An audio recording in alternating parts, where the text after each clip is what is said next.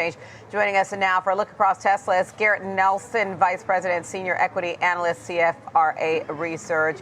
Garrett, thank you so much for joining us this morning. It's good to see you. Appreciate you spending some of your Friday with us. All right, so let's talk about your view on Tesla. You've got a hold rating on this one. You've got a $300 price target, which and you're projecting a 10% drop in Tesla vehicle sales in 2025. But you point out that Model Y and Model 3 remain the best-selling EVs in the U.S. Where does that 10% drop you expect to see come from?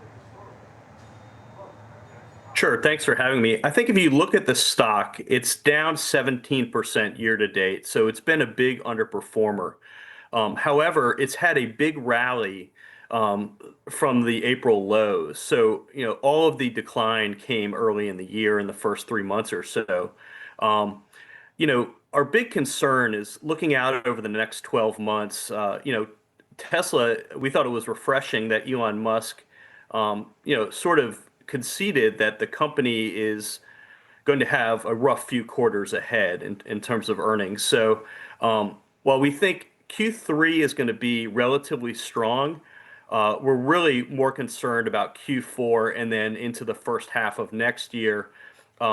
After the federal EV tax credit expires at the end of September, I think Tesla is very susceptible to a pretty significant drop in sales. So really, that's our big concern with the stock. Of course, there's so much nuance with this company, lots of puts and takes. But looking out over the next 12 months, which the basis of our price target, we just don't see any upside for this stock. Considering the headwinds and not only the expiration of the federal EV tax credit, but the regulatory credits, which have been such a big profit driver for Tesla in recent years.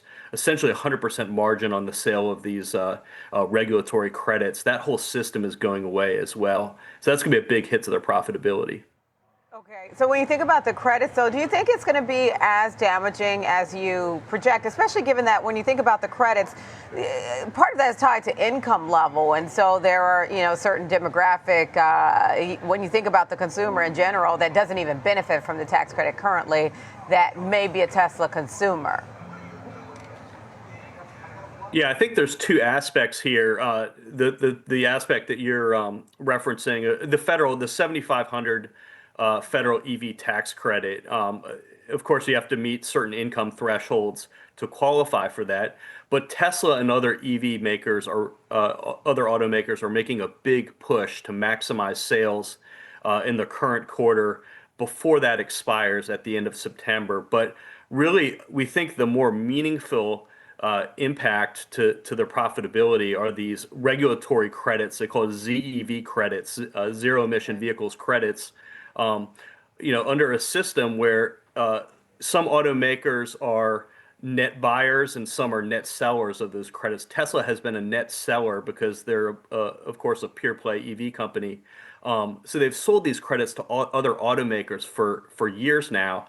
And there's essentially 100% margin on those credits. And so, that very high margin revenue stream is going to be declining dramatically here, very soon.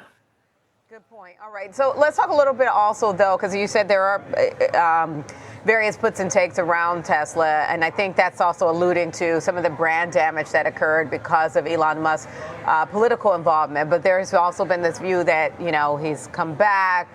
He talked about it on Twitter X about, basically sleeping in the office again. How much do you think that can help the brand and, kind of take away the pressure that has been hitting the company as a result of that? Yeah, big concern of ours. And all you have to do is look at their market share declines, not only in the U.S., but in China and Europe. They've suffered significant market share declines in terms of the EV market across all three of those major markets. Our big concern is obviously Elon Musk, starting about a year ago or so, became very involved politically. He was the largest Republican donor in the 2024 election cycle. And then So he alienated a lot of consumers on the left, and then more recently, came out very strongly against the bill that was signed into law early last month, which alienated a lot of right-leaning consumers. So he's really made a lot of people mad on both the left and the right now. So I don't know where that leaves the brand. We'll just have to see how their sales progress. But the polling data is pretty disturbing in terms of people's impression of Musk right now.